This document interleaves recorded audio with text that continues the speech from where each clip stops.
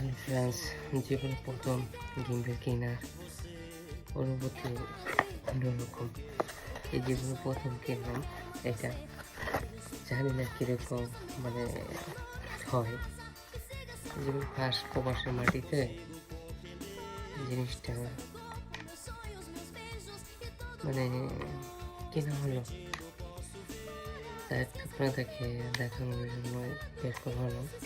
মানে সাথে সাথে কি কি আছে এটাই, সাথে একটা হান্ডি আছে যেটা আমরা স্ট্যান্ডকে বলি, আর এটা এভাবে